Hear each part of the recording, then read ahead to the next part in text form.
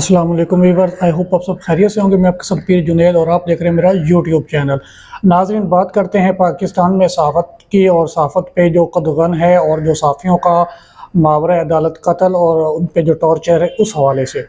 तो इसकी बहुत तवील हिस्ट्री हो जाएगी, लेकिन आप देख रहे हैं पाकिस्तान में इमरान रियाज़ ख़ान हों और उसके अलावा जो है असद तूर हों या हामिद मीर साहब हों, तो तमाम हर वो साफ़ी जो हुकूमत के अगेंस्ट जो सच बोलने की कोशिश करता है वो उस पर इसी तरह रियासती जबर किया जाता है, जो कि काबिल अफ़सोस और काबिल मज़म्मत से बढ़कर है। अब बात करते हैं असद तूर की। आज असद तूर को पेश किया जाना था, तो एफआई जब उनको लेके आया तो वहाँ पे उनको मीडिया से कोई बात नहीं करने दी गई, कोई मीडिया टॉक की परमिशन नहीं दी गई। उनको जल्दी से गाड़ी से निकाला और कोर्ट रूम में लेके चले गए। वहाँ पे भी बहुत सारे जर्नलिस्ट मौजूद थे, उनकी शॉर्ट सी वीडियो सामने आई। उसके बाद ये हुआ कि उनको 2 रोज़ा रिमांड पर दोबारा से एफआईए के हवाले कर दिया गया। पहले उनका 5 रोज़ा रिमांड, फिर 2 रोज़ा रिमांड, अभी फिर 2 रोज़ा रिमांड, तो अभी फिर एफआईए के हवाले कर दिया गया और उस केस को आगे लेके किस तरह से चला जाएगा उसको मैं आपको शॉर्ट सा बताता चलूँ। आप लोगों को याद होगा जब खान साहब की गवर्नमेंट आई तो 90 दिन कर दिया गया था। एफआईए 90 दिन के लिए रिमांडों पे किसी को भी रख सकती थी। बाद में फिर जैसे पीडीएम की गवर्नमेंट आई तो उसकी कम करके 90 से 30 दिन कर दिया गया। अब लग ऐसे ही रहा है कि असद भाई जो है इनको कम अज कम एफआईए इनका जो है 30 डेज का रिमांड, तो उस पे इनको चक्कर लगवाएगी कोर्ट के। उसके पीछे क्या मकसद है? उसके पीछे एक ही मकसद है, वो ये है कि असद तूर को खामोश करवाया जाए। और आज आज वहां पे क्या हुआ, जब असद भाई को कोर्ट रूम से अभी 5 मिनट पहले जब बाहर निकाला गया तो उन्होंने शुक्रिया चीफ जस्टिस फायज ईसा साहब, शुक्रिया, थैंक यू चीफ जस्टिस काजी फायज ईसा के बुलंदो वहाँ पे नारे लगाए। तो ये सिचुएशन है। इससे पिछली पेशी पे भी यही देखने में आया कि वो चीफ जस्टिस फायज ईसा साहब का शुक्रिया अदा करना चाह रहे थे।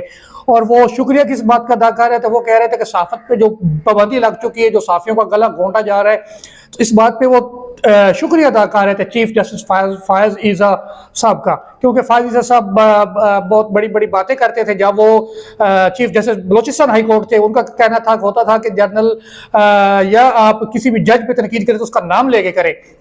वो उनका क्लिप भी चलाया हुआ असद भाई ने। और असद भाई जो है वो बहुत ही जो है वो यंग जर्नलिस्ट हैं और बहुत सच बोलने वाले जर्नलिस्ट हैं। उनके साथ जो हो रहा है वो जुल्म है, इसकी जितनी मजम्मत की जाए कम है। एहतशाम अब्बासी साहब ने भी इस पे बात की और बहुत सारे साफ़ी कार है, लेकिन जो नहीं कर रहे उनसे रिक्वेस्ट है कि इस मामले पे देखें कम अज़ कम असद वाले मामले में, और उसके अलावा इमरान रियाज वाला मामला जो है इसको अपनी अना का मसला फेवरेटिज्म को साइड पे करते हुए आज असद है तो ये याद रखना कल आप भी हो सकते हैं, मैं भी हो सकता हूँ। और यहाँ पे हामिद मीर साहब मुझे याद आ रहे हैं, मैं उनकी बहुत रिस्पेक्ट करता हूँ। मैंने जब स्टार्ट किया 3 साल पहले तो मैंने सबसे पहले उनकी बुक पढ़ी कलम कमान। तो मुझे फिर ये सारा पता चला कि ये सारा असल में सेटअप किया है। इस सारा गोरख धंधा अगर आप थोड़ा सा इसमें शगर रखते हैं जर्नलिज्म में, तो आपको हामिद मीर साहब की जो बुक है कलम कमान वो एक दफा जरूर पढ़ लेनी चाहिए। और जिस तरह से इमरान भाई के साथ हो रहा है, इमरान रियाज खान की मैं बात कर रहा हूँ, वो भी काबिल मुज़म्मत है। आज वो फैसला महफूज हो गया इमरान रियाज खान का। अभी वो फैसला कोर्ट में मौजूद है, थोड़ी देर बाद फैसला सुनाया जाएगा। बहुत बड़ी जरा की है मियां अली एडवोकेट जो है इमरान रियाज खान के। उसके अलावा वहाँ पे अजहर सिद्दीक साहब ने भी उनकी मुआवनत की। लेकिन देखने में यही अब लग रहा है कि उनको भी मजीद रिमांड पे भेजा जाएगा। मेरी पर्सनल ऑब्जर्वेशन है इमरान रियाज भाई को। और असद तूर के साथ जो हो रहा है इस पे बड़े साफी जो है, मैं आपको फिर से कह रहा हूँ, हामिद मीर साहब ने कुछ अरसा पहले कहा था कि जैसे ही पीडीएम की गवर्नमेंट पीडीएम 2 उन्होंने शहबाज शरीफ का हवाला दिया था और साथ में उन्होंने ये कहा था कि ये आ रही है और इससे ये होगा कि बहुत ज्यादा साफी उठाए जाएंगे। और हामिद मीर साहब का कहना था कि शायद मैं भी उठाया जाऊं। तो उन्होंने कहा कि सबसे पहले मुझे चुप करवाने की कोशिश की जाएगी।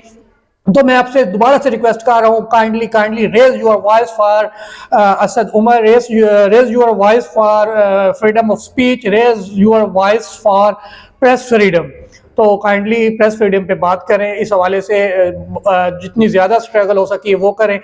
स्पेशली असद तूर के हवाले से कोई बात नहीं कर रहा, पाकिस्तान में बहुत बड़े बड़े साफ़ी हैं, तो मैं रिक्वेस्ट कर रहा हूँ असद तूर के हवाले से बात करें। लेकिन असदुर साहब ने शुक्रिया अदा किया। फाजिल साहब काइंडली इस मामले में 100 मोटो लीजिए, क्योंकि पाकिस्तान साफियों के लिए बदतरीन मुल्क बन चुका है, बदतरीन से भी बदतरीन मुल्क बन चुका है। और जहाँ पे मावरे अदालत कत्ल से लेके साफियों को थ्रेट करना, और साफियों का जो वो जर्नलिस्ट प्रोटेक्शन बिल बना था उसमें तो जीरो अमल दरामद हो रहा है सर, काइंडली उस पर भी देखिए। लेकिन लग यही रहा है कि ये जो PDM 2 है बनी है, शहबाज सरकार बनी है, ये साफियों की जो है वो आवाज को उस तरह से फ्रीडम ऑफ स्पीच की परमिशन नहीं है। आपको प्रेस फ्रीडम वाली तो बात ही छोड़ दीजिए, लेकिन बहुत ही अफसोसनाक है। अब आने वाले दिनों में क्या होगा, लगता यही है कि असदुर जो है उनको 30 दिन तक जो है इसी तरह रिमांडों पे रखा जाएगा, और साथ में जो हमारे इमरान यज़ भाई हैं उनके साथ भी यही हो रहा है। तो काइंडली इन दोनों के लिए अपनी वॉइस रेज करें, ताकि पाकिस्तान में जो है वो आज़ादी सहाफ़त पे हम थोड़ा सा काम कर सके, आज़ादी सहाफ़त का जो गला घोंटा जा रहा है उसका कुछ सदेबाब हो सके। इसके लिए जितनी भी कमेटियां हैं, सेनेट के अंदर आवाज़ उठाने की ज़रूरत है। स्पेशली सेनेट के अंदर कोई आवाज़ नहीं इस हवाले से उठाई जा रही, तो काइंडली मेहरबानी करें। सेनेटर मुश्ताक साहब हैं, बाकी भी जितने लोग हैं इस हवाले से तो वो उस पर काम करें। सेनेटर फलक नाज चिजराली साहिबा से भी मैंने रिक्वेस्ट की है इंडिविजुअली, और उसके अलावा जितने भी लोग हैं तो काइंडली असद तुर्की के लिए काम करें, वॉइस रेज करें। पाकिस्तान जिंदाबाद।